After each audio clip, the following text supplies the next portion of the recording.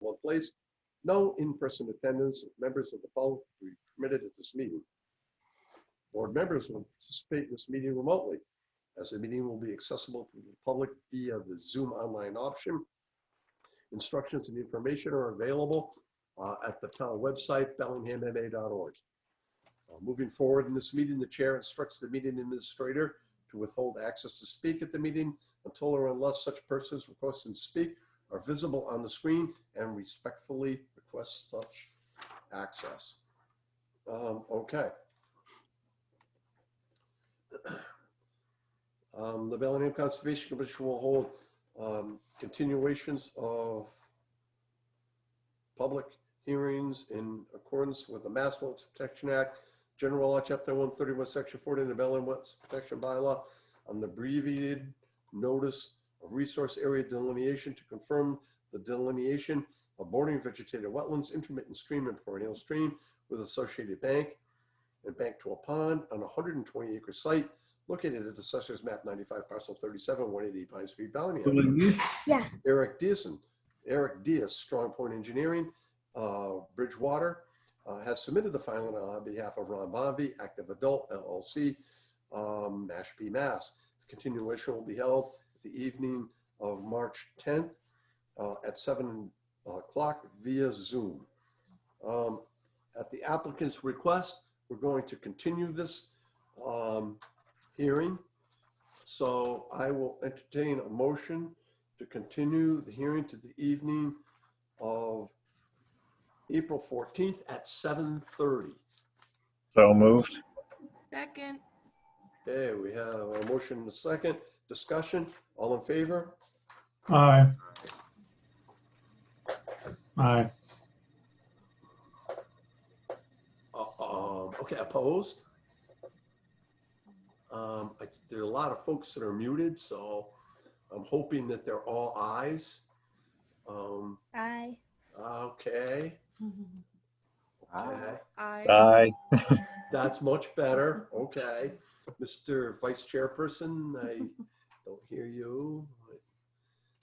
Okay. Opposed? Okay, motion carries unanimously.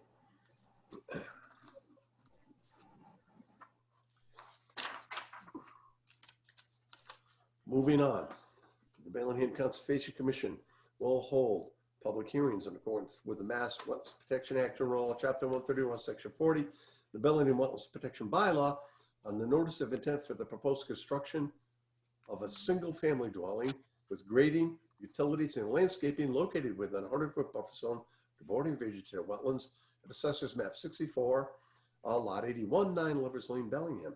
John Federico, Gary Ann Howland, Milford, Mass. has submitted the filing on behalf of South Center Realty, Quarry Drive, Milford. The continuations will be held online via Zoom at 7:05. Okay. The hearings have been continued numerous times. Several site walks have been conducted. Requested information has been provided. Yes, we received the revised plan from John Federico that was sent out to everyone.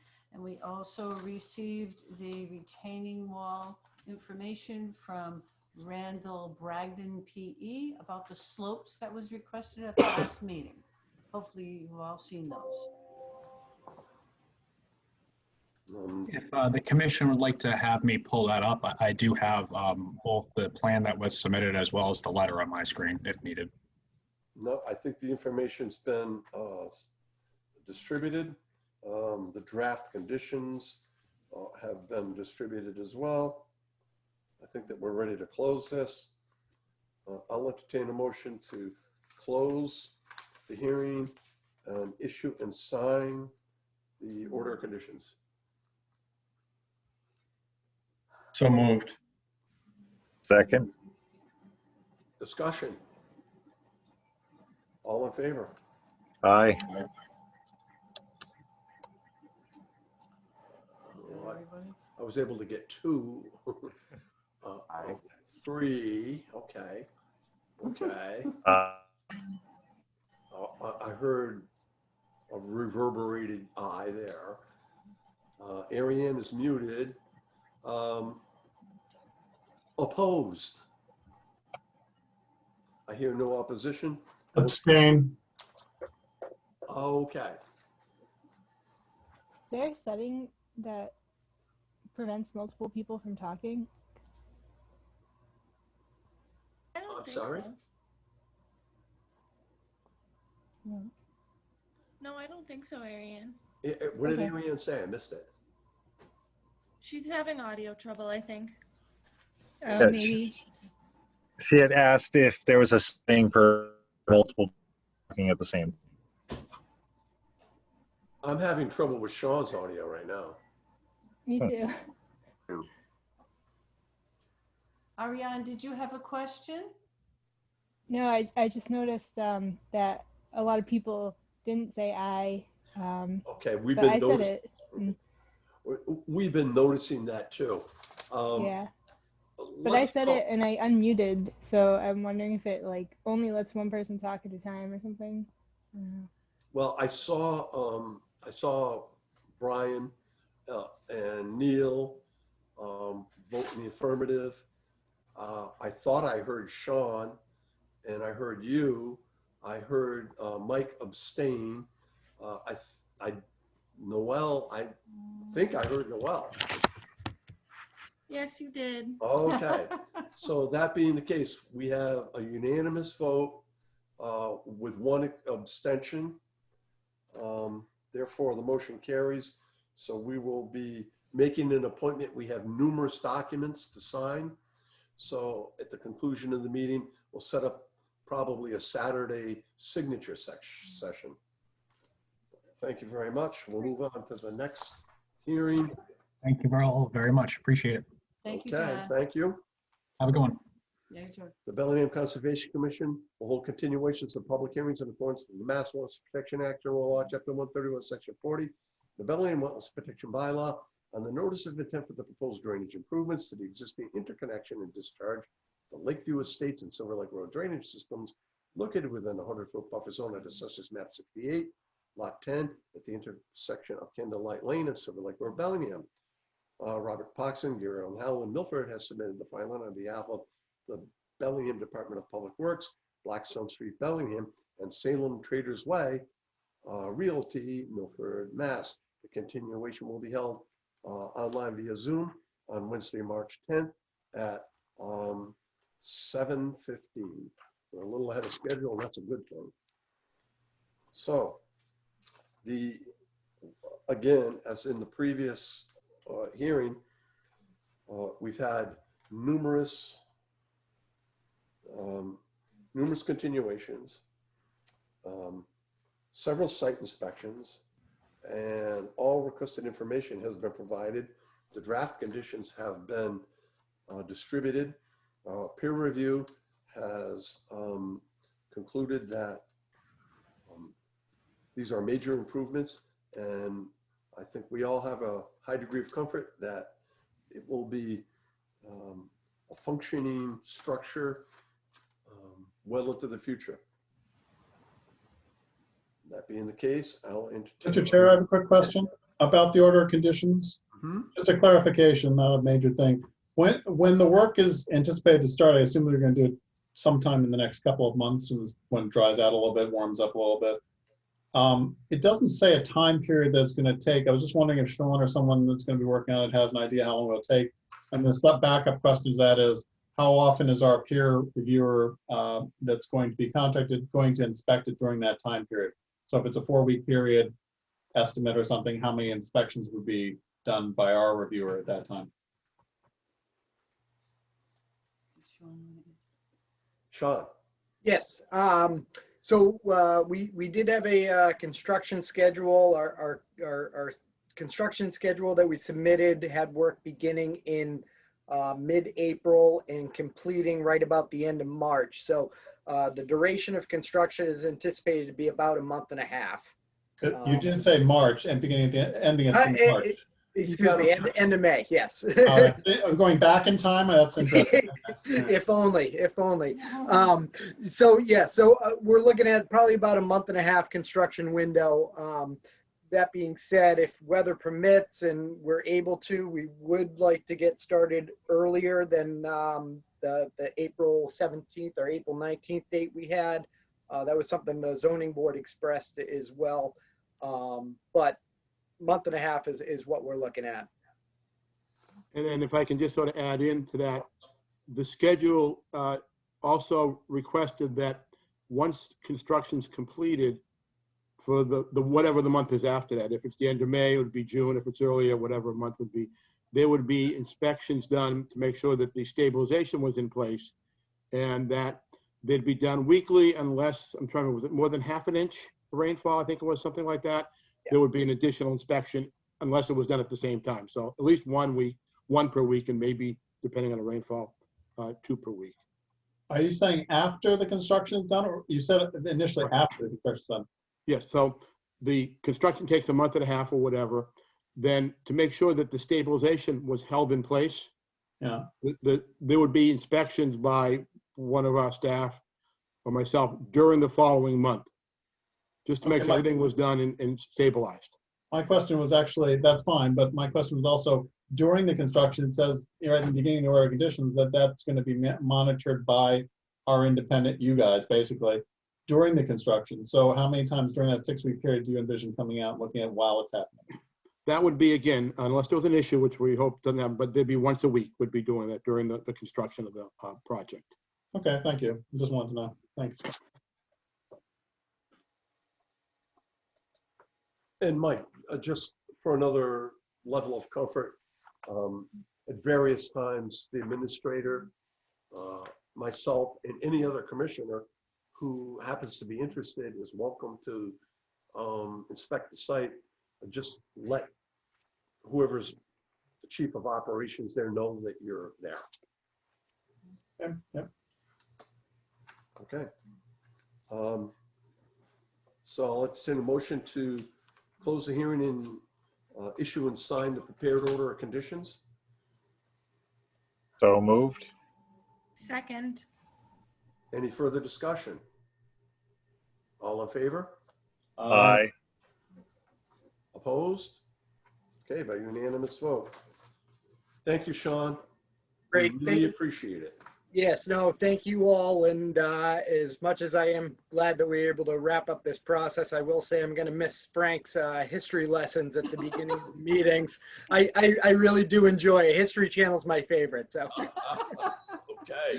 Now, so the order will go directly to Milford, I would imagine, correct? Yes, yep. You could probably put it to Angela's attention. Sure. Very good. Thank you. Great. Thank you all. Have a great night. Yeah, you too.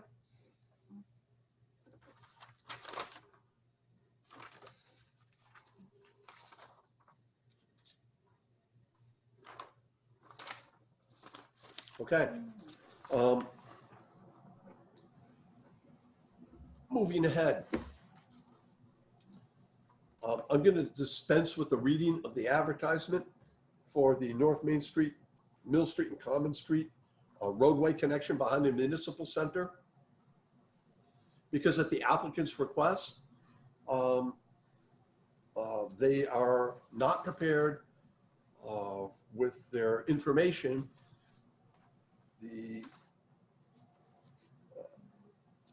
Our project review to date has necessitated them to pretty much completely design the project in order to bring it to compliance, the existing performance standards.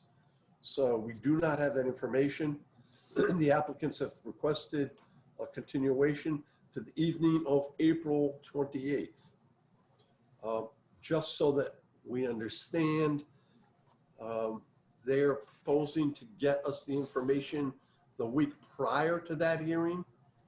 We are uncertain, and they are uncertain that it will be completed at that time. So what I'm going to recommend is that we allot 5 minutes. If they're not prepared, we're not doing what we had to do tonight, which is take a whole block of time for 2 of their hearings, and then scramble to reassemble our agenda at the last minute. So at the applicant's request, I'll entertain a motion to continue the hearing the evening of April 28th at 7. So moved. Well, Second. Mike, discussion. All in favor? Aye. Aye. I recuse myself, I believe. Oh, Ariane is recused from this, Ariane is recused from consideration in this matter because she's worked for one of the applicant's representatives at one time. Okay, opposed? Okay, motion carries unanimously. And we have the same situation coming up for the actual roadways, utilities, stormwater management for the residential subdivision, Red Mill on the Charles. Again, at the applicant's request, they've been unable to provide the information. They would like to keep the 2 hearings concurrent, not concurrent, but yeah, back to back, sequential, that's the word. So I'll entertain a motion to continue the hearing to the evening of April 28th at 7:05. So moved. Mike, Second. Noel, discussion, all in favor? Aye. Okay, by unanimous vote. Recused again. And recused again, Ariane again, thank you. So what we're gonna do here, if the information has been provided, and if our peer reviewer has had an opportunity to provide comment, then we will continue them till later in that evening. We'll do everything that we can on that evening to limit the number of hearings we have so that we're not there until 11 o'clock. If they still have not been able to provide the information, we'll continue them to the meeting, first meeting in May. Okay.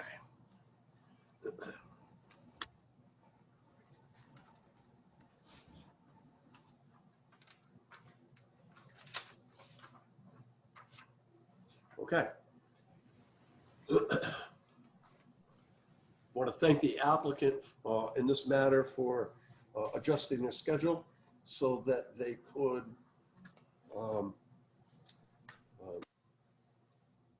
move up earlier in the agenda.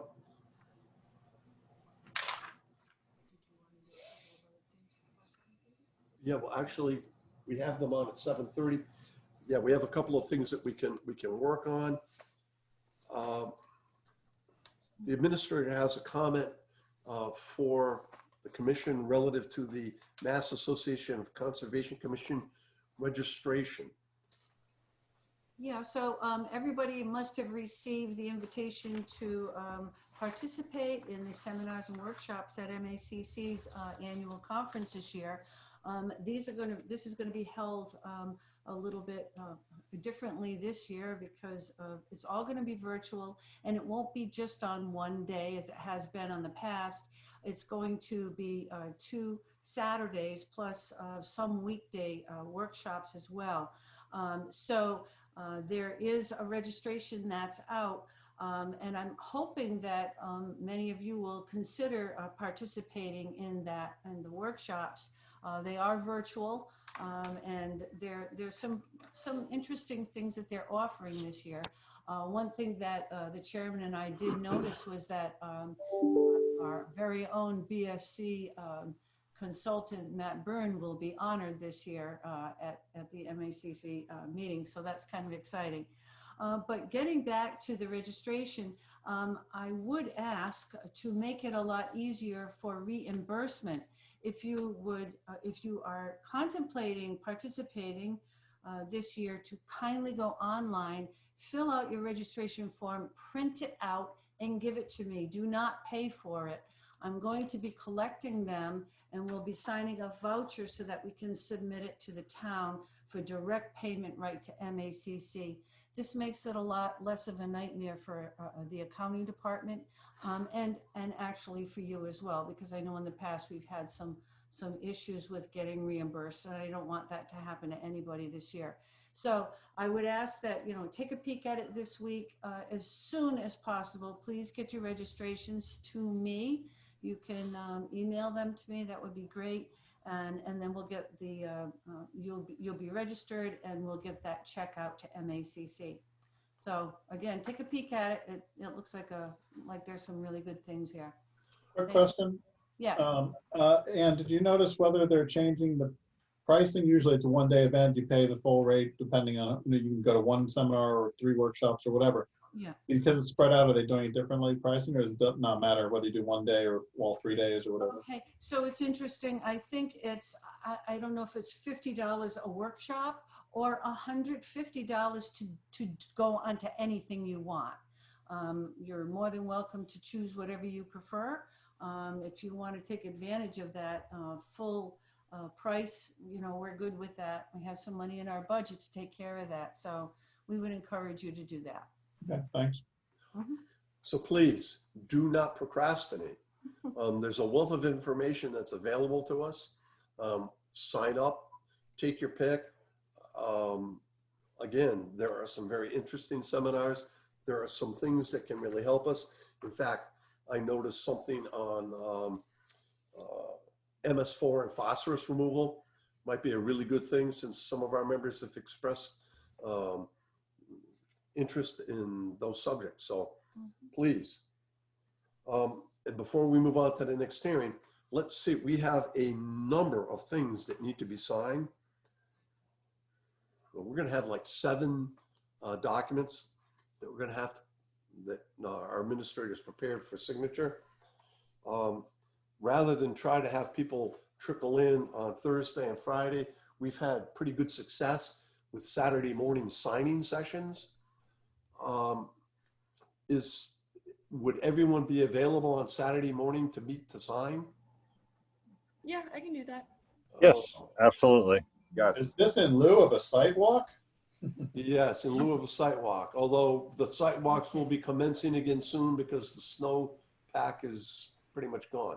Can't So wait. Mr. Vice Chairperson is unavailable. Who else might be available for this? Okay, so Brian. I am. Mike, Sean. Excellent. Okay. Ariane. And Ariane. And Ariane. Ariane. Okay, everybody but our Vice Chairperson. So very good. Talking about that, can we just kind of talk about these 2 Go ahead. certificates? What time do you want to do it? Is 9 We've been okay? working at 9. It seems to be pretty good for everybody. Sounds good. That's great. All right. Okay, 9 thank o'clock. you so much. 9 is fine. 9 on Saturday, great. We do have 2 certificate of compliance requests. One of them is for the 8 Ernie Drive. That was that in-ground pool down at Taft Estates. I took a run down there. Everything looks fine. Place is stabilized. They did a very nice job with that. And I would recommend that the board vote to issue that certificate of compliance. And also we have a certificate of compliance request for Connor's Crossing. As you know, that's the old post office place that was Ron Nation. Now it's Chris Nation's project. It's obviously the subdivision by the post office. They have satisfied all the requirements in the order of conditions, and most recently just funded the stormwater annuity. So DPW is happy with the stormwater management system and its maintenance. Planning board's happy with it, and conservation is good. We have the as-built plan. So again, I would recommend that the board vote to issue both of those certificates of compliance. So we'll start with the Connor's Crossing. As the administrator stated, numerous inspections have been performed by her and by myself on the wetlands replication area, and we've issued a certificate of compliance already on that.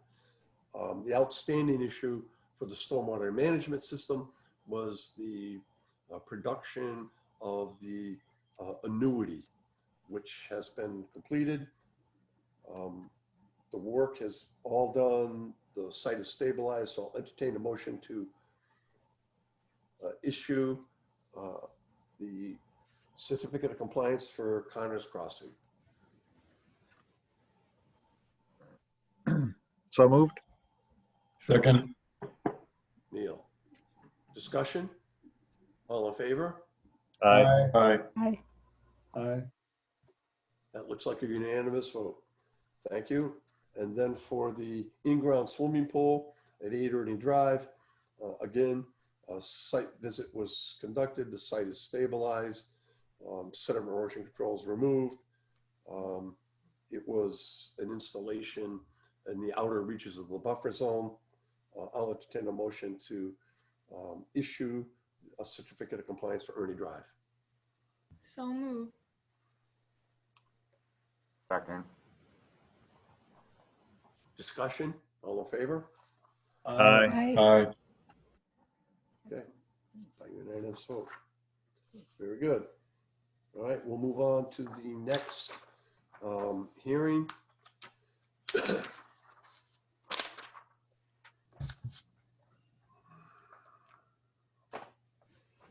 The Bellingham Conservation Commission will hold a public hearing in accordance with the Mass Wetlands Protection Act, General Law, Chapter 131, Section 40 of the Bellingham Wetlands Protection Bylaw, on the notice of intent for the proposal to construct a 9-unit commercial building and stormwater management system within the 100-foot buffer zone to bordering vegetated wetlands and isolated vegetated wetlands located at Assessor's Map 4, Lot 72, 455 Hartford Avenue, Bellingham.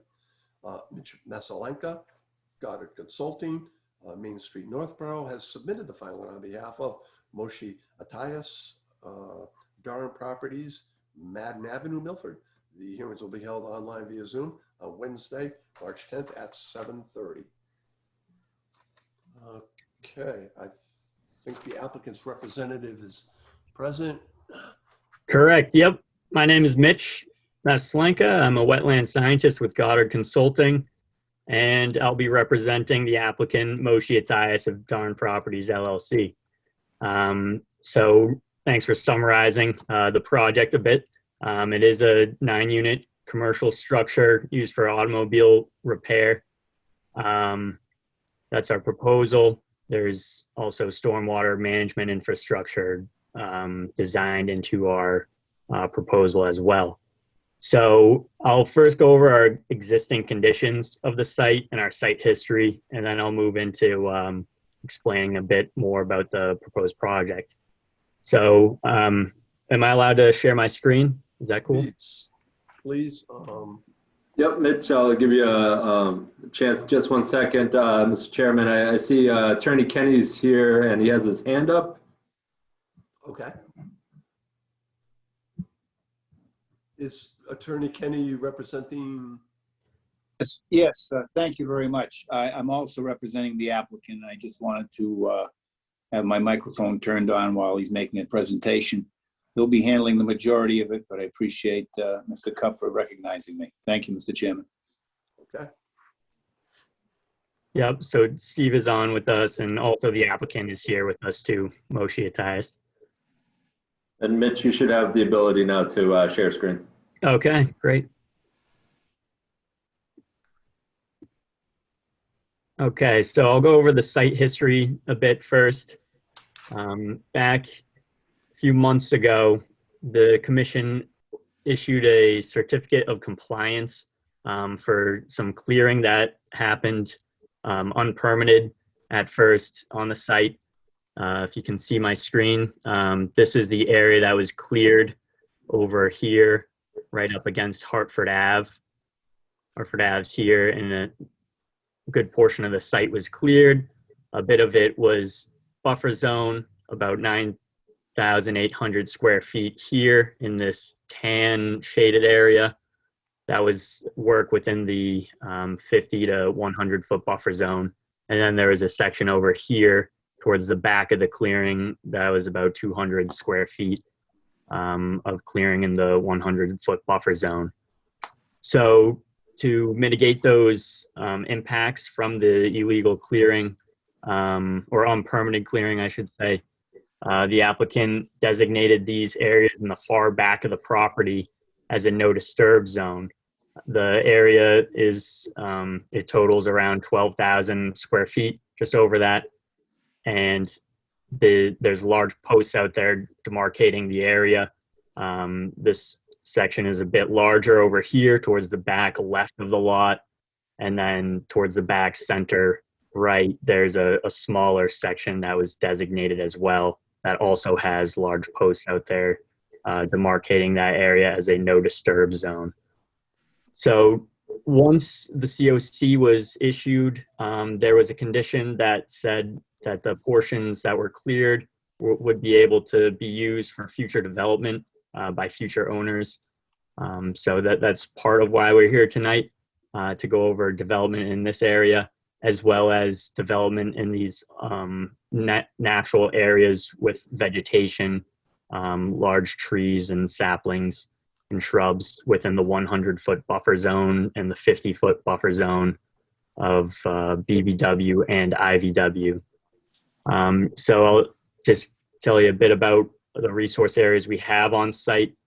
Over here on our, if you're facing the site from Hartford Ave, on the front right, there's bordering vegetated wetlands. If you follow my cursor, the boundary goes like this and along the stone wall and then onto the adjacent property and continues towards the back of the lot. We also have isolated vegetated wetlands in the far rear of the lot, right here. And we have in the far back of the lot, it's actually off property. There's a large, seems like it may have been an old railroad, and it's a raised area. And then on the other side of that railroad area is more bordering vegetated wetlands and the bank of the Charles River right here. So those cast their jurisdictional areas onto the site. So we felt that was important to note as well. But we'll mostly be talking about this bordering vegetated wetland on the right side of the site and the isolated vegetated wetlands in the rear of the site. I'll just go over the 100-foot buffer zone with my mouse so you can see where that buffer zone is. It goes down like this, comes to here, and then back out like this. So that's the existing conditions. Right now there is a silt fence on the site that goes like this. That's these boxed areas right here that come down and around where most of the clearing was. This section goes through a bunch of natural vegetation, trees and shrubs and such over here. So that's existing conditions. I'm now gonna switch my screen over to this. Can you see, did that change for you guys? No. Not yet. No? Let me try a new share.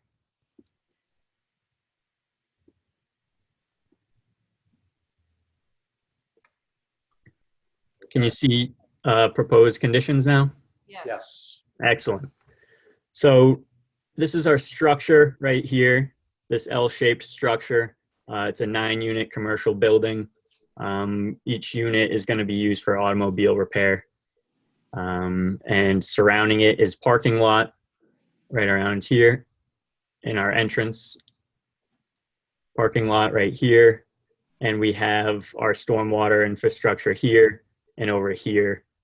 We have a 4-bay here, a detention basin, and another 4-bay.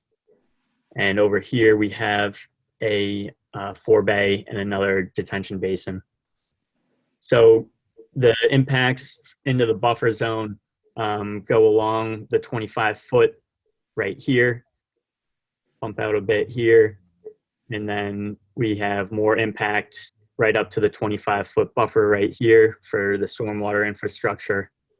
And for the IVW's buffer zones, we have work up to the 50 and just within the 50 right around here.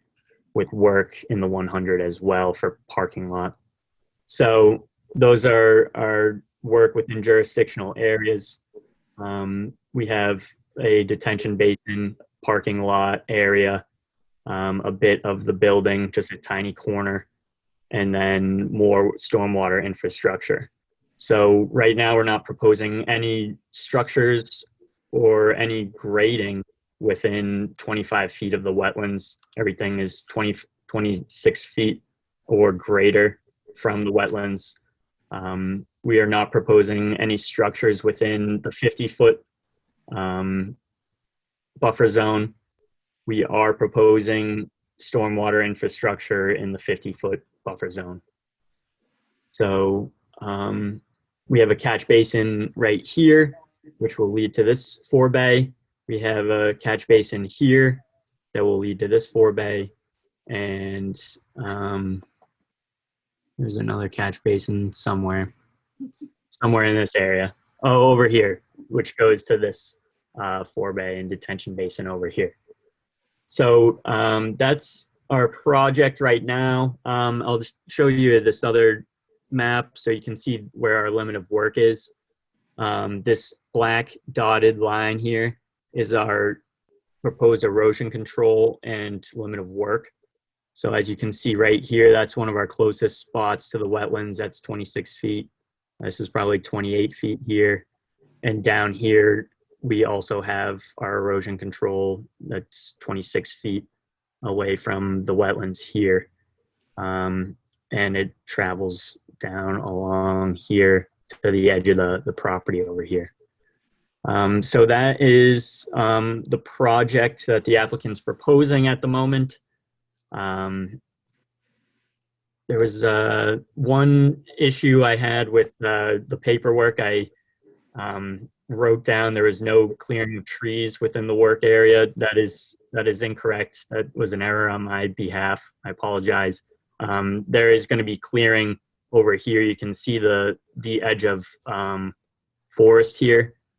So there will be clearing up to the limit of work in this area and a few trees over here. So I'd say there's probably 30 trees, 30 shrubs, and 30 saplings.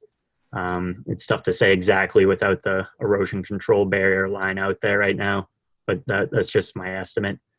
And one last thing to note was the applicant would like to discuss at some point moving the no disturb zone over here to over on this side of the IVW so that he could potentially work in this area at some point in the future.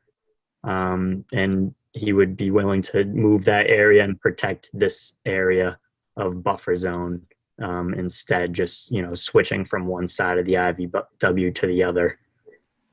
So that is the project, and I'd be willing to answer any questions or comments from the commission now. Mitch, thank you very much. Okay. This is going to be reviewed by the planning board as well as the commission.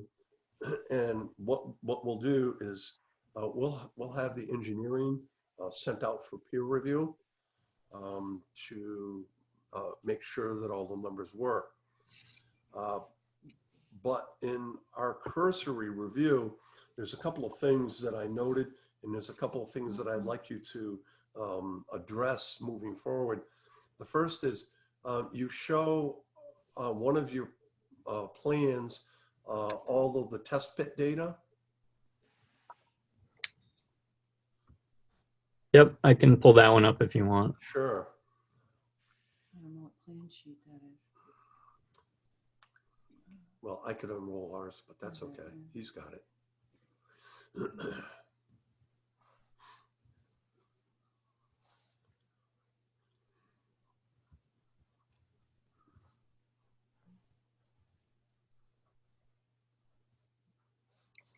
Here's the test pit info. Okay, but you had it actually put onto the plan. Oh, okay. Yeah. I found the test pit data. Everything's pretty much 2 feet below ground, below the surface. Almost all of it is 2 feet separation to groundwater, but one of your plans showed the test pit locations.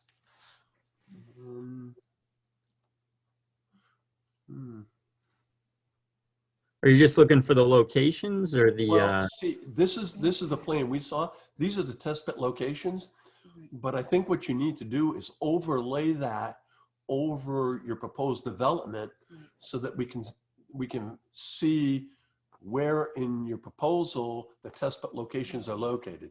In other words, in order to determine where the test pits were located, I was trying to scale off and then go back to another sheet and scale off, and it's a little unwieldy. So we're going to ask you to take the data on this sheet and to place it into your development proposal so we can see where the test pits are located in relation to your development. Sure. Yeah, we can do that for you. Okay. And if you could go to the second sheet that you showed us, the second page that you showed us. I think that's it. Okay. Now, if you could please just zoom in on that a little bit more. You've got spot grades there. It appears to me that you're going to be elevating the site by a height of 4 feet. Correct. It's a fill project. Correct. It's a fill project. So what I'm looking at an existing grades of about, no, I can't read it on your plan, but I'm going from memory, about 298.2, and you're putting 4 feet of fill there, and it's very, very close. I don't see any grading on this plan, and I don't see any retaining walls.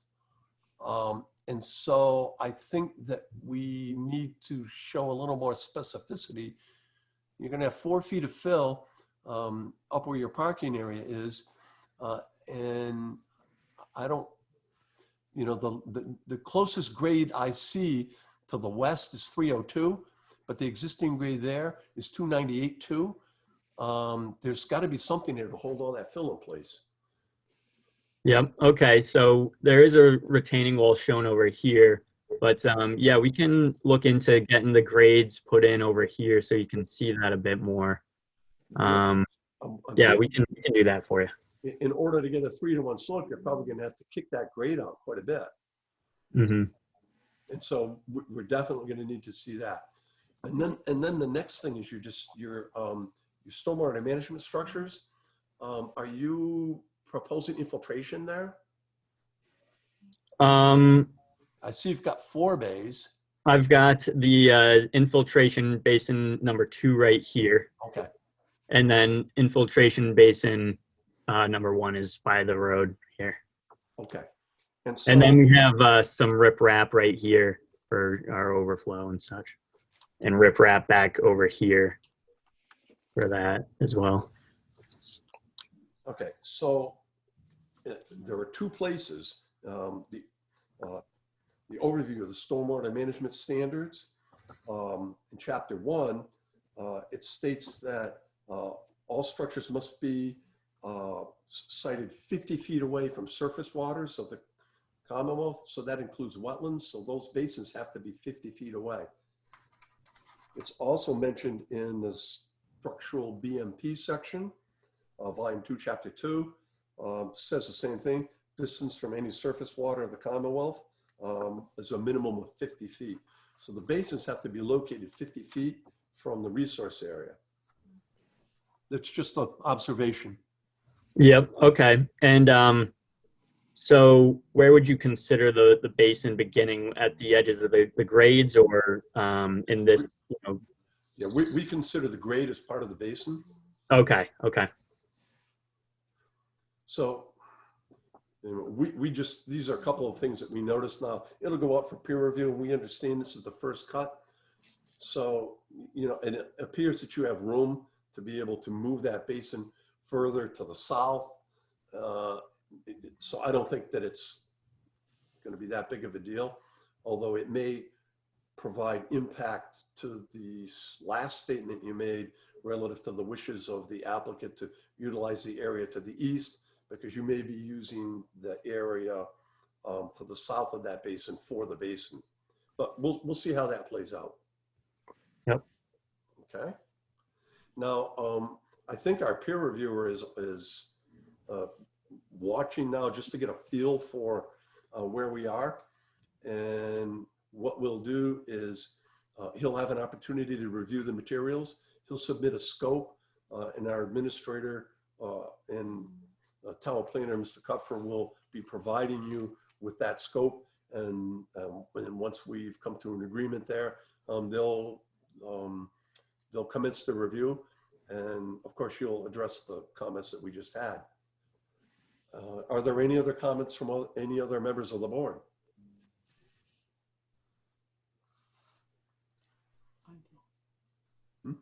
I do have a comment. Oh, sorry. When the chairman was talking about the front of the property where the fill is, you said something about a retaining wall there. I looked everywhere on the plan. I didn't see any detail on a retaining wall. It's actually on the east side. Yeah. Yep, it says proposed retaining wall or approved slope treatment, which is along this side, which is outside the jurisdiction. But we can add retaining wall details to the plan. That won't be an issue. Okay. Yeah, that's always good to have that kind of detail on a plan. Thank you. Yep. Yeah, it's not jurisdictional, but I think the project was filed in its entirety for the development of the site. So we always look to work with the planning board and make sure that these minor details are addressed. Certainly, yeah. Okay. Are there any other comments or questions? Well, one other comment that I would like to add in here, I know it's going to be difficult, but it would be extremely wonderful if you could try to pull some of those, that grading out of the, so close to the 25-foot no disturb zone. So we might be able to tweak some of that as you're considering the impacts to the 50-foot offset. Yep. Okay. Yep. All right.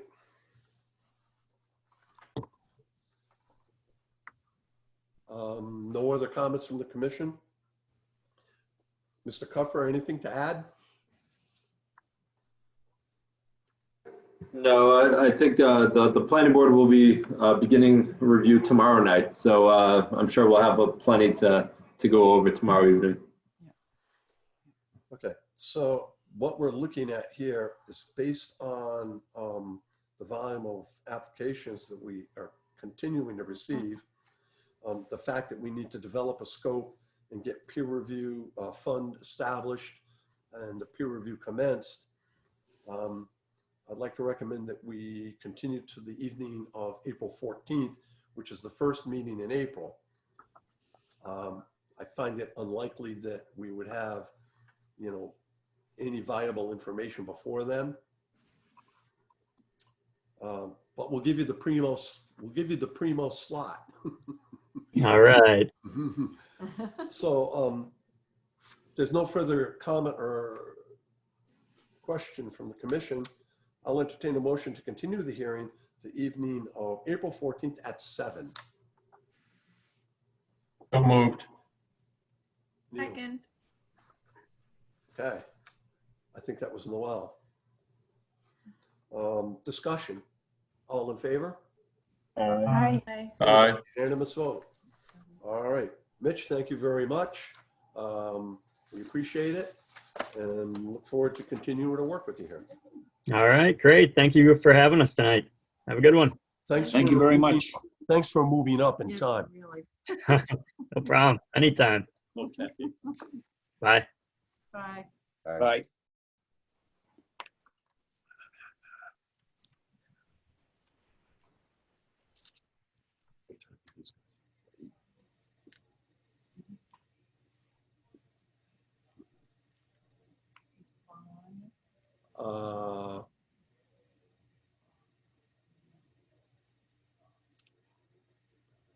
I don't.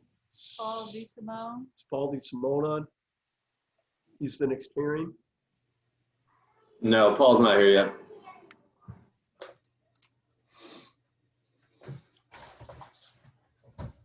All right.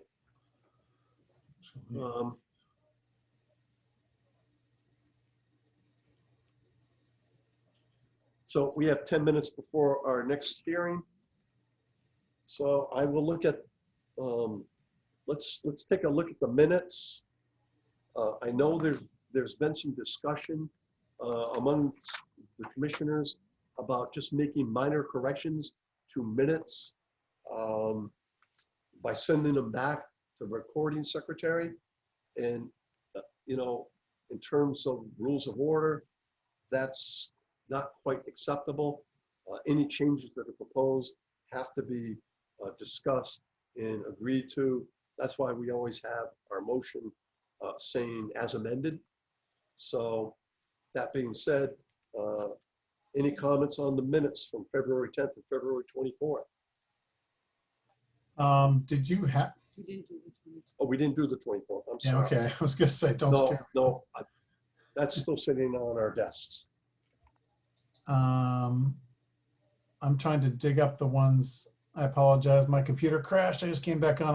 But Ariane had a bunch. Maybe she wants to start on the 10th.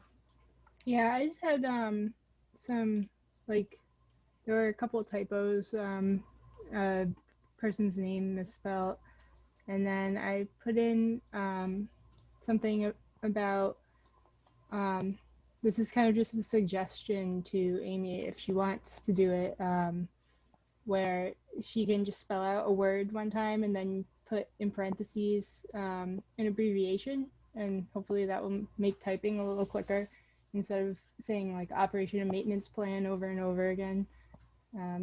O&M. Yeah. Amy, are you up? Are you up on? Okay. So Ariane, what name was misspelled? Was it yours? It was Mark Allen's. His first name was spelled with a C on one of the meeting minutes. Oh. We're checking that out. Page 3. There. That's an easy fix, no problem. Oh, I see it. First line, Engineer Mark Allen. Ariane, I'm glad you're reading them. And then I just had a question on a sentence in that same paragraph. The top basin will get a little smaller since. Yeah, I had the same question. Okay, so can you tell us where that is? It is 9th line down. Yep. Faster than me. New basins. I think it's the 9th line down. The top basin will get a little smaller. Period. Oh, so just omit since, right? Got it. Thank you. Okay. Yep. There was one in that same paragraph. The chairperson communicated that if it really does not hold much water, it could be excluded from the storage or from calculations. Is that what happened? Yeah, because what happens, that's the basin that's constructed, the existing basin now behind the town hall and the town hall. It was my thought that if it doesn't hold water, then the volume that is allowed to be in there could be excluded from the calculations of the lower basin. However, our town planner and administrator said, well, you know, it does hold water, not all the time, but it holds water, so the volume has to be included in the calculation for the lower basin. Okay. So that indeed was communicated. Right. It just, the way it was written sounded to me like we were letting them off easy, for lack of a better term. Okay, yeah, it just seems like it's, yeah, it's a little open-ended there, but it kind of made sense, so.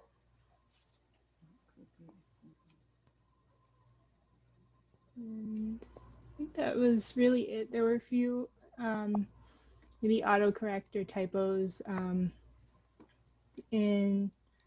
page 5. Should be full grown trees on the one. 7th line down. Yep. Full frown. Full frown? What's wrong? That's with trees that aren't happy about being cut down. They frown. If I was going to be cut down, I'd frown too. Yeah, they weren't happy. You can't blame them. And then I added a comment, sorry, going back up to page 3, I added a comment at the end that I recused myself from voting and did not participate in the discussion. Oh, yeah. We didn't put that. That wasn't in here. It actually should be at the front.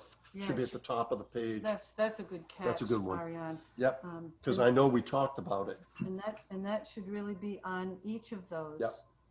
The Red Mill project itself as well. Amy, can we? It's on the second Actually, one. Oh, yeah, she's yep, got yep, that yep. one. Member Barton recused herself from meeting, yeah, so she needs to put on that. I can put that on the beginning before we even open the hearing. That's fine. Perfect. All right. Thank you. Okay, thanks. That's really it. That's it? I just had a couple quick additional ones on page 5, just below the full frown trees, the second sentence after that. I'm not sure I understood it. The sentence reads, there was a concern of setting a precedent to someone else in the area saying that a tree is cut but is not showing any imminent danger. Do we mean that a tree should be cut down that's not showing any imminent danger? I'm not sure what we meant by that. That's the 8th line down in that paragraph about the tree walkway. Yeah, we could probably tidy that language up. I think the concern was that there would be a precedent of someone just cutting down the tree if there was no present danger. Correct. I agree, that's what we wanted to say, but I don't think that sentence says it. Yeah, that, whatever that way you was want to say it. That was what I believe that's what we were trying to say. Okay. So whatever way we want to tweak that, it's fine with me. Amy, are you with us on that? I'm with you on that. Okay, so what we'll say there, we're going to say there was a concern of setting a precedent to someone else in the area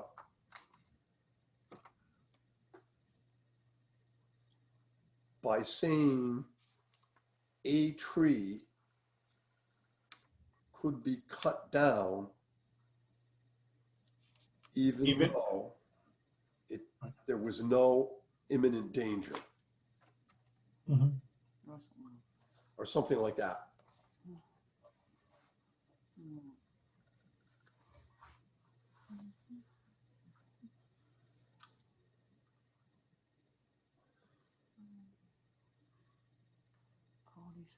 Is that good? You want to ever read it back, or you want me to jump to the next one? You have another one? Yeah, page 2, Blackstone Rivershed area. Rivershed is one word, correct? It's the paragraph about the Candlelight Lane, Silver Lake Road. 5 or 6 lines up from the bottom of that first big paragraph. I've actually seen it both ways. I didn't know. I first time I had seen it that way, and I didn't know if it was wrong or right. I just thought I'd highlight it.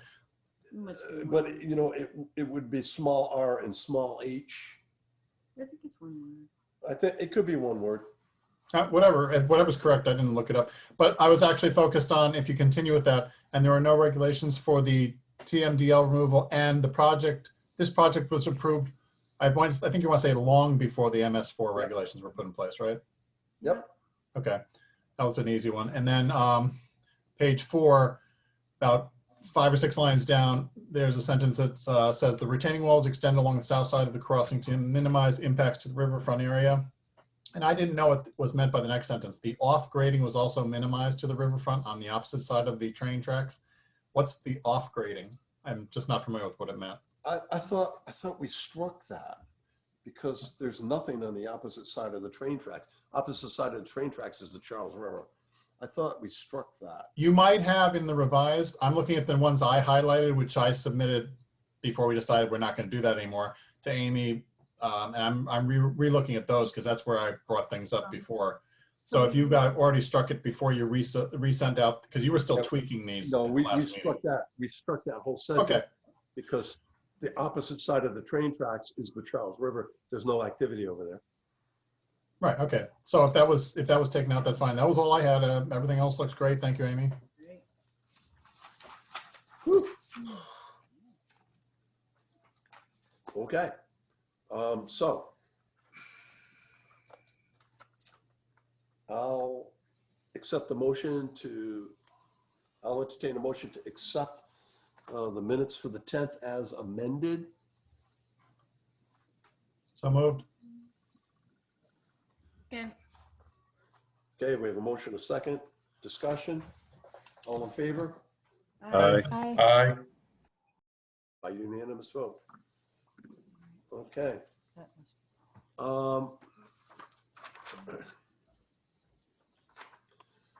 Okay, the next hearing, the Bellingham Conservation Commission will hold a public hearing in accordance with the Mass Wetlands Protection Act, General Law, Chapter 131, Section 40, the Bellingham Wetlands Protection Bylaw, on the notice of intent for the proposal to repair an existing family septic disposal system located within a 100-foot buffer zone to bordering vegetated wetlands, Assessors Map 40, Parcel 67, 68, and 69, 25 Main Avenue, Bellingham. Karen Skinner Catrone,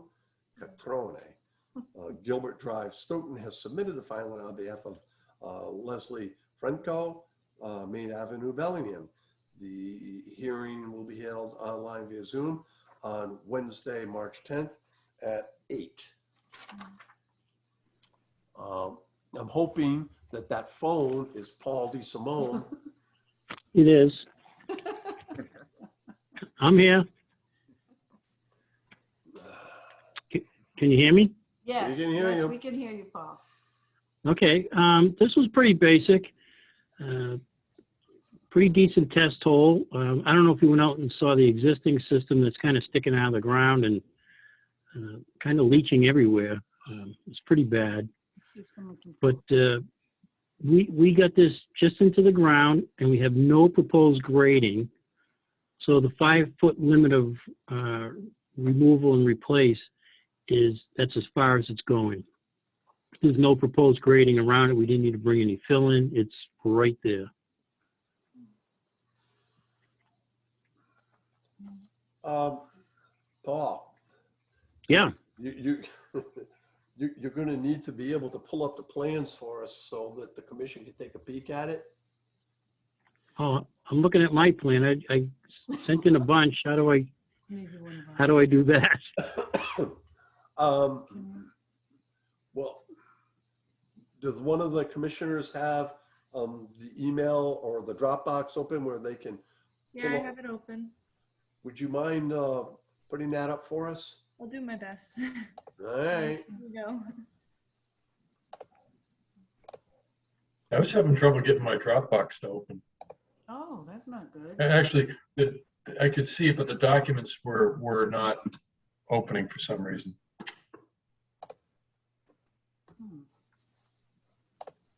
No, I think it likes Chrome. I think it likes Chrome and not Explorer. Yeah, I was using Chrome and just, I don't know, I can get it to open on the other computer, but not on this one, so. Beautiful. Thank you. Thank you very much. So the location here, that's perfect. The administrator and I conducted a site walk. We parked right in the driveway. We walked down. It appears that the tank that they're proposing to install is very close to the cesspool that's there now. Yeah, that stuff's got to come out. There's a note on the plan for the abandonment. There is. That has to be, yeah, down the left-hand corner. Oh yeah. That has to be pumped and removed. Okay. It's really kind of a mess. Where is that in comparison to the new tank that's going in the leach field, the old cesspool and stuff? I don't see it. Do you see the word 1,500 gallon just above the tank? Yep. Okay, about maybe 7 or 8 to 10 feet towards that contour 96 is where it's sitting. The pipe coming out of the house to the old system is in the open. There's no cover on it or anything. I don't know if you saw that. Yeah, we saw that. It was a pretty nasty situation. Yeah. Well, this will fix it, you know, and again, it's in the ground, no grading around it. We're only disturbing 529 square feet in between the 50 and the 100. We're not going into the 50 or the 25, so. So in That's terms- currently lawn where that is, Paul? It's all lawn. And it'll be lawn, I'm it'll be sorry? lawn, it'll be lawn again after. It's all lawn there, yeah. You can see the green line is the edge of woods, Yep. and it's lawn right up to the edge of woods. So it'll be lawn, it just won't be as well fertilized? Not anymore, not up, no, the other one was fertilizing really well, but no, this one won't. It'll get more water year round though. Yeah, not only was it fertilized, but gee, all the snow had melted around it. Oh, when we were doing the topo out here, my guys came back, I could smell them, because they were walking through it. We didn't get It was close enough. disgusting. You didn't give them a lot of crap about that, did you there, Paul? They were mad because I don't know if it was my son or the other guy, whoever, just stepped right in and went like right up to over their ankles and stuff. And wasn't pretty. Okay, well, so we have, Shitty job, but somebody's got to do it. we've conducted the inspection and found conditions to be as represented. I will say that in terms of septic repairs, this is one of the easiest ones we'll ever see. The administrator has distributed a proposed order of conditions, and having heard no comment, Yep. I imagine that everybody concurred. So are there any other questions on this or comments? Sooner the better. All right, I'll entertain a motion to close the hearing and sign and issue the prepared order of conditions. Moved. Second. Okay, we have a motion and a second. Noel and Ariane. Discussion? All in favor? Aye. Aye. Aye. Opposed? Okay, by unanimous vote. Paul, who gets the order? You? Yeah, let me know. I'll send someone to pick it up so we can take it straight to the registry. Well, They want to get going on this right away. Yeah, I can understand. We're proposing to sign this on Saturday. So Okay. probably Monday morning. Yeah. Yeah. All right, I'll stop. I'll either send somebody down or I'll stop down myself. Okay, don't come on Monday because I'm not going to be in the office. Paul, Yeah, do it Tuesday morning. Tuesday. Okay, Tuesday morning. that works. That works. Okay. Yeah, I mean they're not having a problem because the stuff's just going out everywhere, you know. But they know it's pretty hazardous, so they got to get it fixed. Yeah, we agree. For now, they're just gonna go with the flow. Is that what you're saying, Paul? Yeah, yeah. I don't know. I hope nobody stepped in that over there when you were out there. We did not. We kept our distance. There were warning signs. Yeah. Yeah, big time. All righty, I appreciate it, and I will stop down Tuesday morning. Thank you, Okay, Paul. thanks. All right, no, thank you. Take care. All right.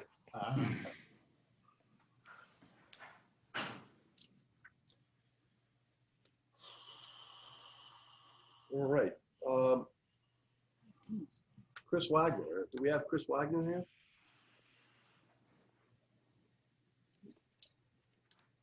This is John Capilano. Can you hear me? Oh, okay, Hello, John's here. John. Hey, I just spoke to Chris. He's getting on right now. All right. Perfect. Thank you. Good. Well, we had an adjustment to the schedule because of a late cancellation. Ah, And so our administrators scrambled to get everybody rescheduled and agreed. And it's amazing because we found that usually people are happy to meet at 8 o'clock instead of 10 o'clock. yeah, once in a while. Well, that's good. Well, he should pop on here any second now. Okay. Then what I'll do is, while we're waiting, well, actually, we have a few minutes. We have a few minutes. So we'll give him a chance to come on. I think he's on. I see him. All right. The Bellingham Conservation Commission will hold a public hearing in accordance with the Mass Wetlands Protection Act, Law, Chapter 131, Section 40 of the Bellingham Wetlands Protection Bylaw on the request for an amendment to an order of conditions, DEP file number 105-894 and Bellingham Wetlands Protection Bylaw number 262 for the proposed installation of 350 linear feet of a 12-inch water main under the roadway to provide water surfaces to the new facility. The proposed work is located within a 100-foot buffer zone to Curtis Pond. It will take place entirely within the existing roadway layout and does not propose any additional impacts to the resource areas. The project is located at the Assessors Map 51, Lot 13, 160 Mechanic Street, Bellingham. Christopher Wagner, DHP, Walnut Street, Watertown, Mass., has submitted the filing on behalf of LPC Northeast, State Street, Boston. The hearing will be held online via Zoom on Wednesday, March 10th at 8:10.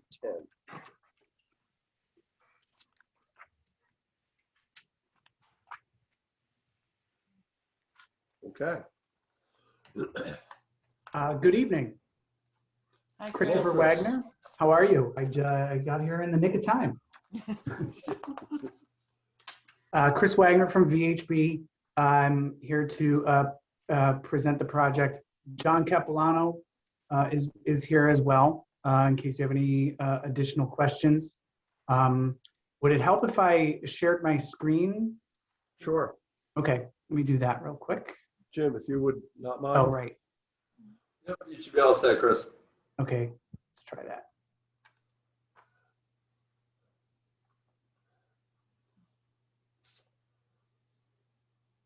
Okay, hopefully you can all see that.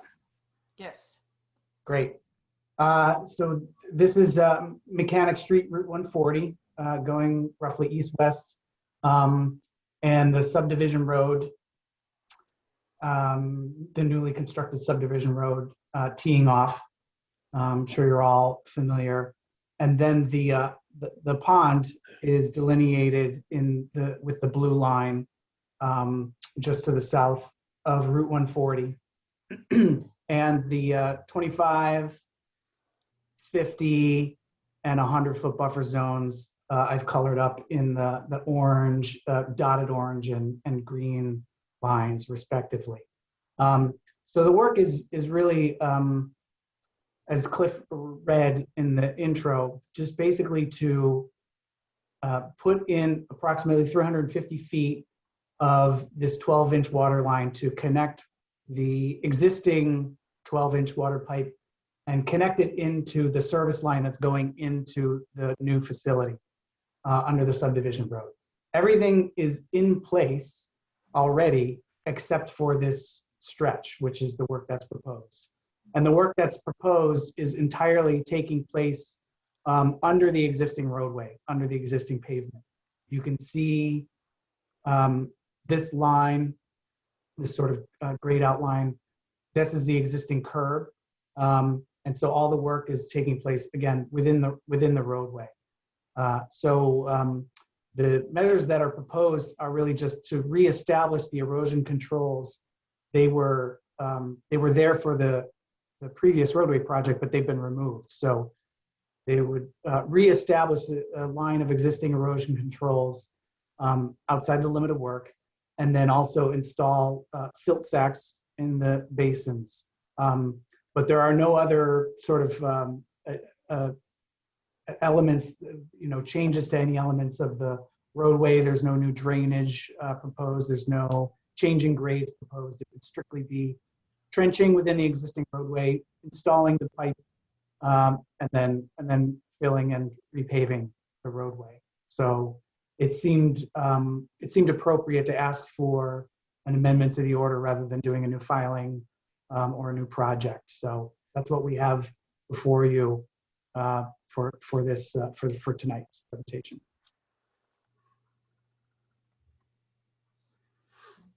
Any questions from the board? A couple of quick ones. How long do you project the project to take? Projecting to take, it's go ahead, going to John. take, yeah, it's going to take about 3 weeks. That of course is based on weather. So if we have to stop for a couple of days, obviously it'll take a little longer, but looks like the weather's been changing pretty decently now. So they're projecting 3 weeks. Okay. And the cut in the road, this is for additional fire protection. Is that why you're putting extra pipe in? That's correct.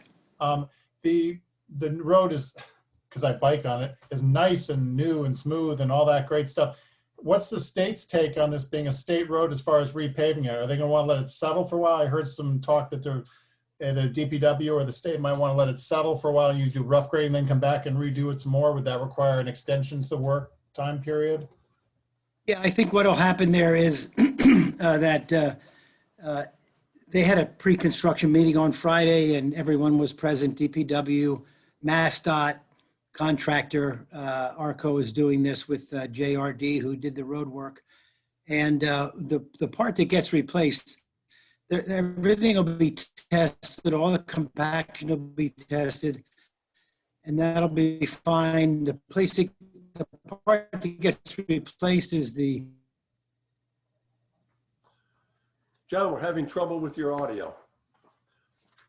I think we lost you. Yeah, he may have. Yeah, he froze. He's not nervous. He froze up. He's spoken. Did you guys all hear me? Yeah. Well, you guys all hear you there? We lost. Yeah, you're back now, John. Oh, I'm sorry.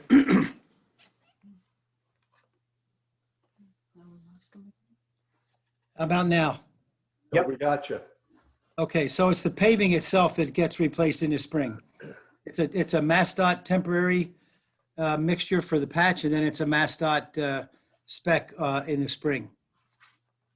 So my question, I guess, is when they come back to repave in a week, a month, whatever it's going to be after the project is finished with the rough pave, we don't have to rehear this at all, correct? No. I hope not. No, I'm just wondering. What will happen is, the order refers to a schedule. And so,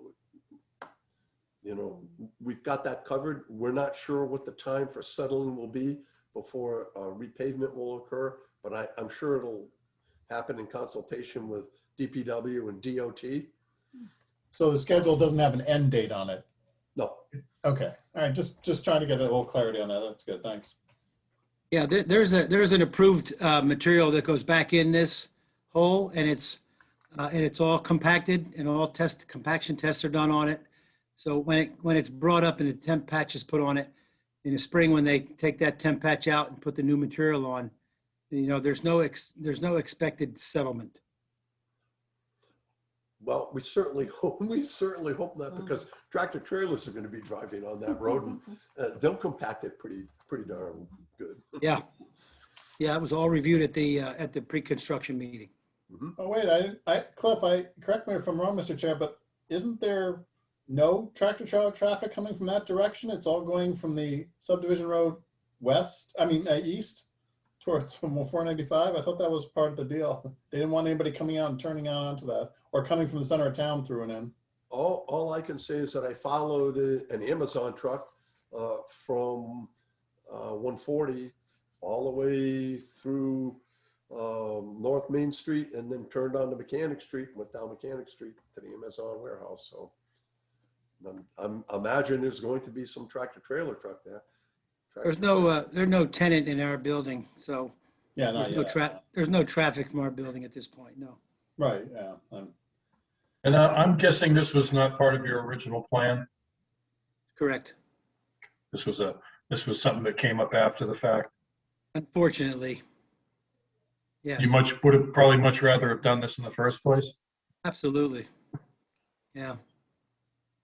Okay, so the only, during the pre-construction meeting, our administrator requested that a silt sack or other sort of sediment control be used on the northernmost catch basin, directly north of the most westerly southern catch basin. Even though there's no work proposed in that area, We have a brand new treatment train in the roadway. We want 0% chance of sediment to enter the treatment train, because we know what DOT's track record is for maintenance of their stormwater management structures. So we want it to be as clean for as long as possible. So, Mr. Chair, just to clarify, is that this catch basin that you're referring to? I believe so. The new one? Because yes, this one is the westerly most southern one. that's So I think exactly. okay. And I think during the pre-construction meeting, administrator talked to ARCO. ARCO Construction is going to be doing the work? Yes. Okay. So I think They're on top. they're of it. on board with it. Yeah, Good. They're going to do a good job. Well, Chris, we need to note that obviously also. The additional silt sack? Yeah. Yeah, sure. Yep. Any other questions or comments? Okay. That being the case, I'll entertain a motion to close the hearing and sign and issue the prepared order of conditions. So moved. Second. Okay. Discussion. All in favor? Aye. Aye. A unanimous vote. That document will be ready to be picked up on Tuesday morning. Or I can Or mail it out. Can I mail it on Saturday maybe? That'd be great. Okay. And I appreciate it. Fine. And did you want it mailed to you, John? No. Why don't you send it to Chris, Okay. Chris. please? Yeah. Would you do that, please? Yeah. Of course, of course. And so that would be at the VHB address, Chris? Yep. Yep. Right. That's fine. Okay. No problem. Well, thank you very much. okay, Thank you. Appreciate it. we're all Good set. luck. Thank you. We'll do a good job for you as we have. All right. Okay.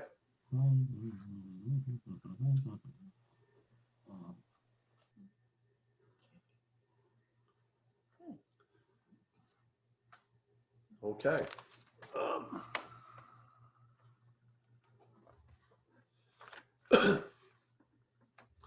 So last item of business for tonight is an informational request from Lou Petrosi and Paul McManus from Ecotech relative to property recently purchased between Lake Street and Prospect Street in Franklin. It's just to the north of the property that the commission reviewed recently with its it issued an ORAD for. So, gentlemen. Well, good evening. This is Lou Petrosi. I'm happy that you moved this up from 10 o'clock. Yeah, so are we. Would have been quite the interesting. I'd be sleeping by then. But I appreciate the commission setting aside some time to get a little bit acquainted with the property. First of all, Wall Street Development does not own the property at this point in time, but we do have the property under purchase and sale agreement, and we are proceeding with some conceptual plans for development options for the property. But as the commission probably knows, that the site historically was used as a gravel operation since 1969. And there are substantial areas of the property that have been excavated and, as part of the gravel operation. So, and also there are, extensive wetlands throughout the property, including some potential riverfront areas that we wanted to engage the commission with some dialogue regarding how to potentially address the degraded areas that might fall under the provisions of the riverfront regulations.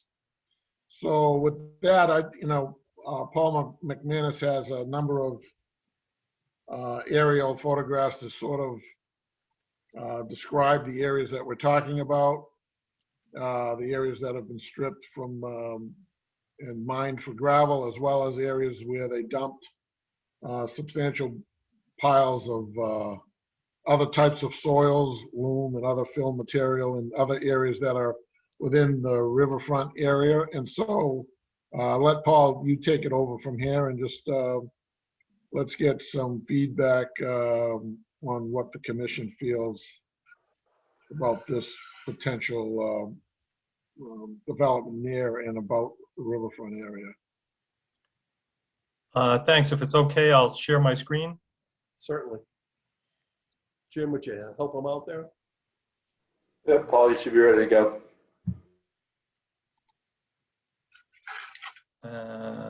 Share. It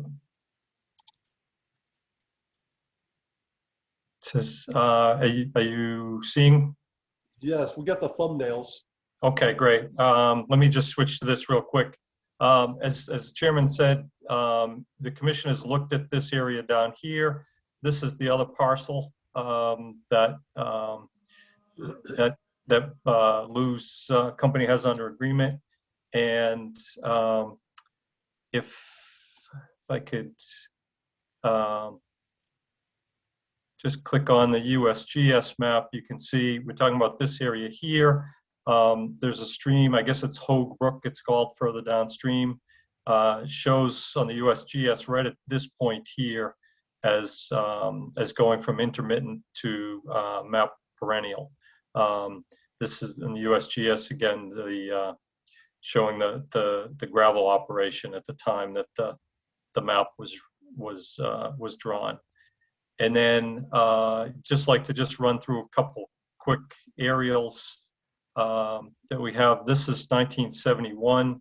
Again, just to keep you oriented, this is Lake Street down here. This is Prospect over here.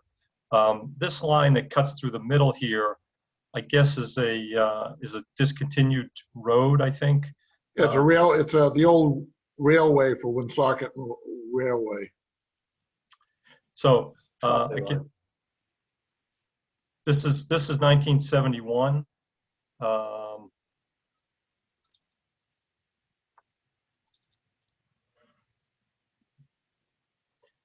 1978, you can see again that linear feature.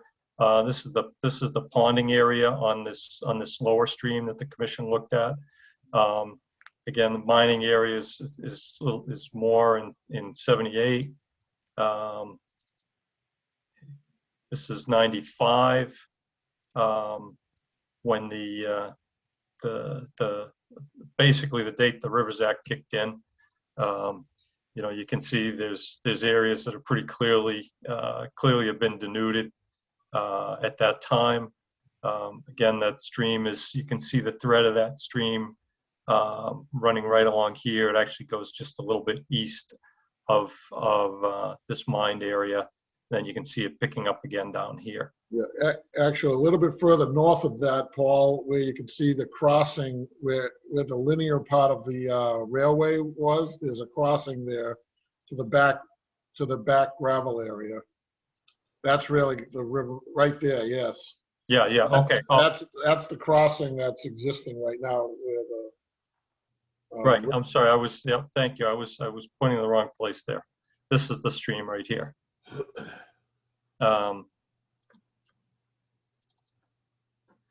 97, if I can get this, you can still see, look, pretty active mining still going on in 97. 2001, this is clearly shows the stream. That's the crossing that Lou just described. It was right there. This is that abandoned roadbed, railroad bed, whatever it is there. That was 2001. 2003 will come up, and 2005. Again, that same stream here crossing, and that angled linear elevated roadbed. So there's basically two types of area out there that that would potentially fall under the definition of degraded riverfront. One is absence of topsoil, and the other is abandoned dumping grounds.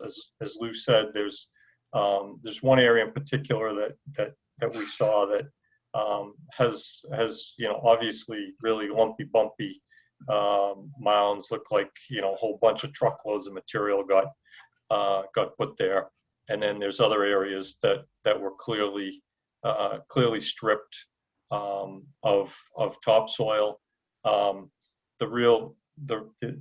guess the interesting part that really Lou was hoping to get some feedback from the commission on is that these areas it's the mining was a very big area, big operation, went on for many years. So these areas were stripped and then abandoned at varying time increments, and that's where the discussion frankly gets gets a little tricky. Areas that back in 95, 96, when we were fresh with the Rivers Act, this was tended to be an easier evaluation. It was kind of the edge of the tree line was the edge of the mined area. It was pretty straightforward. You could go and really put a pin in it, and surveyors could pick it up and put it on the plan, and in a lot of cases pretty unambiguous. But that was, I guess, 25 years ago now. So so I guess I'm dating myself a little bit, but we're there. We're there. Yeah, right. We're all a little greater than we were in 96. So anyway, that's really a quick rundown. And we're wondering, if this is something. I do understand this is something the commission has been down this road to some degree or another in the past. Sure. Yeah, we in fact recently, within the last 4 months, we have been down this road,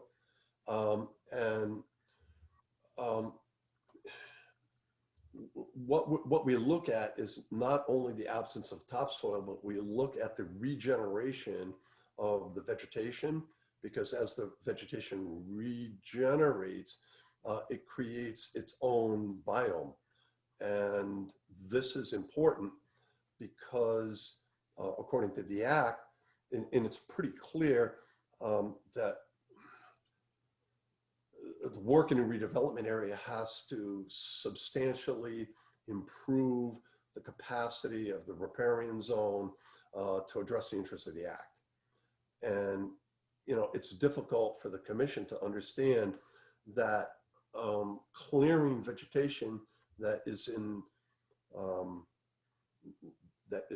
rehabilitating a degraded area to either plant something else or to build something else. It's difficult there's a preponderance of evidence that must be presented by the applicant to demonstrate meeting that performance standard. Okay. And so I know, our administrators had some communication with you and with the proponent. Normally what we would do is during the ORAD process, we'd be able to go out in the field. We'd be able to investigate, each site is, the specificity is, it's site specific. And during the ORAD process, the riparian zones are staked out, and those evaluations can take place. Okay. That would be great. I know in the past, other commissions have taken a different view of that, saying no, the ORAD is for the boundary of the riverfront, and if you want to talk about the characteristics and that we're not dealing with that under the ORAD. So So that's just one of those things. Commissions view that differently. That's And I totally agree with that assessment, and I do disagree with the chairman's assessment of that. I honestly, I feel that during the development process, when a notice of intent is filed, and the applicant chooses to go into that direction of exploring possibly altered riverfront areas, that would be the time when we would make that assessment and see if the applicant were meeting the performance standards for actually improving those degraded riverfront areas. In fact, it's my mistake, because that's exactly what we did 3 months ago in the project that I was referring to earlier.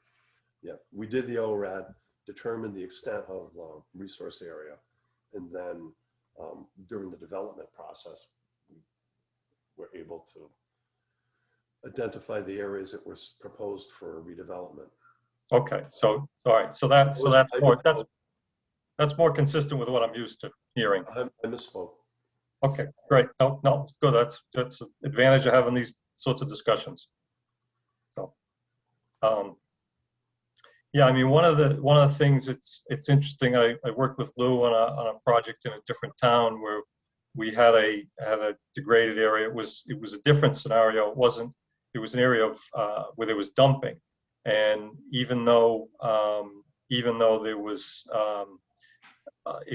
vegetation on it, you know, it was a quote abandoned dumping ground area, which is one of the categories of degraded.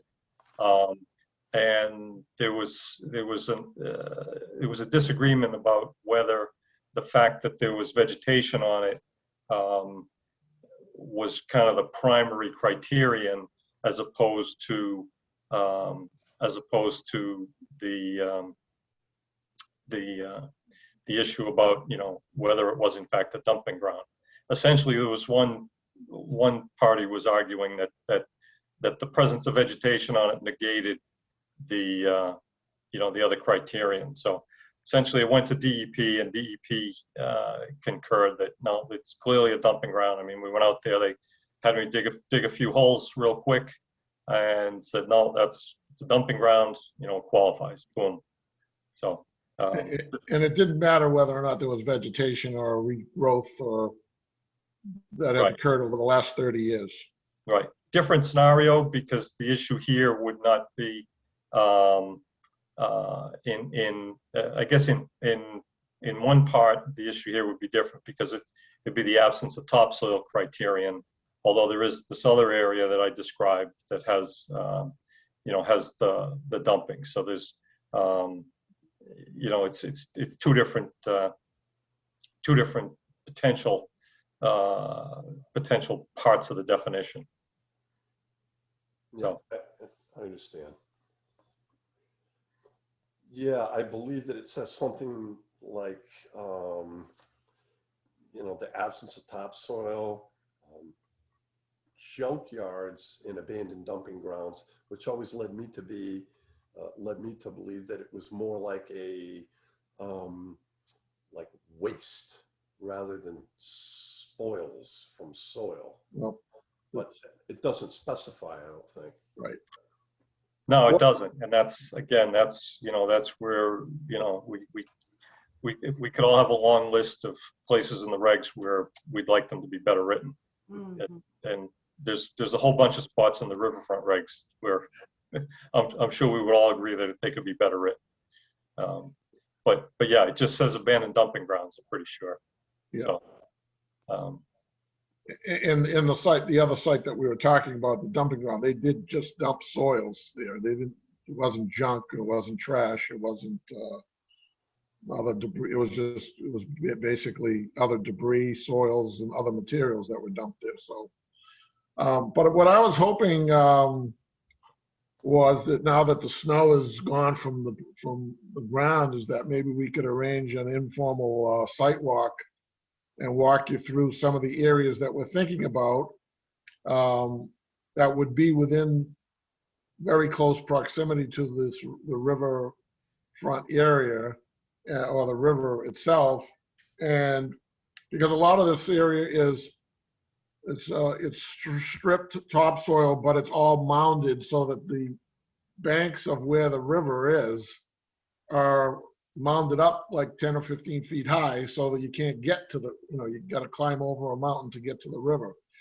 So I think it would be helpful if the commission were willing to take a look at it, walk through that part of the property with us, and, sort of decide how we want to address the degraded aspect of, as we move into the notice of intent phase. Because I really don't want to go through the process of an ANRAD for this location. It's pretty well defined. It's, the berms and everything that's there, they're all pretty well identified. I don't think there'll be very much disagreement on the flagging, so to speak.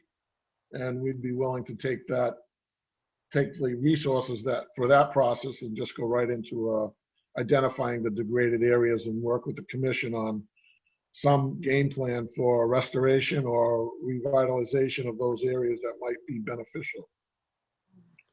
Okay, so what you're requesting from us is an informal determination, and that is something that we would never ever do. What I'm going to recommend is, if you don't want to file the ANRAD and you feel confident in your consultant's ability to locate the resource area, file a notice of intent, and then during the notice of intent process, we'll work through the degraded areas, what might be necessary to provide enhancement, and go from there. But the commission doesn't do informal, we will not render an informal opinion upon which you would base your development on. What about through an RDA process? Well, we'll say file a notice of intent. We'll say that the area is jurisdictional, file a notice of intent. Okay. Yeah, without a doubt. Well, we're quite a ways away from being able to file a notice of intent. Where, this is a big property, big site, and we were hoping that we would get a little bit of input.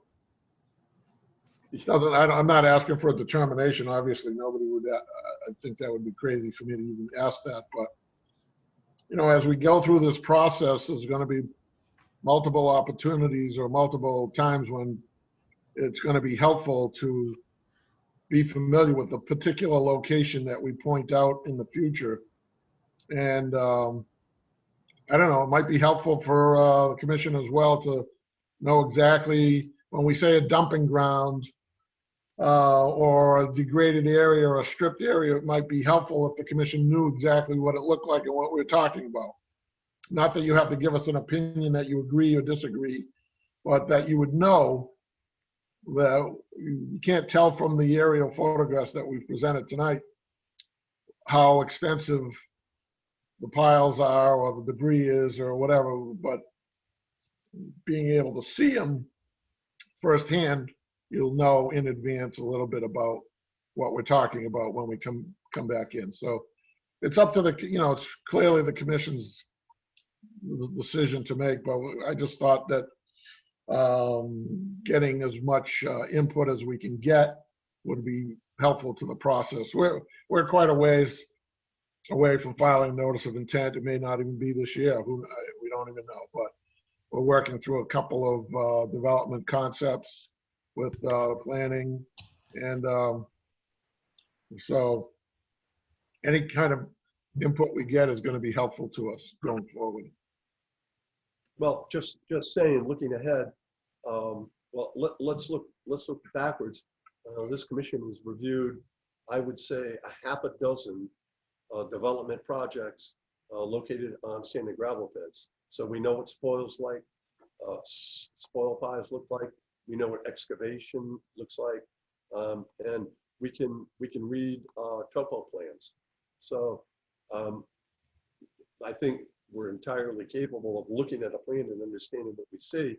But once we get the notice of intent, believe me, we'll be happy to go out there, conduct numerous site visits, And as the development process moves forward, we'll have an opportunity for peer reviewers to participate if it's necessary, to make sure that the project that we permit is going to meet all the applicable performance standards. That's just the way we always conduct business here. I mean, anybody on the commission have anything to say, add, or, I mean? No, I think we'll get a, I think we'll get a good look at it during the NOI process at that time. I don't see, like you said, we've looked at numerous large gravel piles, gravel pit, we're working on one now. We've looked at a lot of these, and we'll certainly have a very close look at it during the NOI process. Right, it's hard to give input when we don't have anything. We could give you input on the site, but we all know what the site is.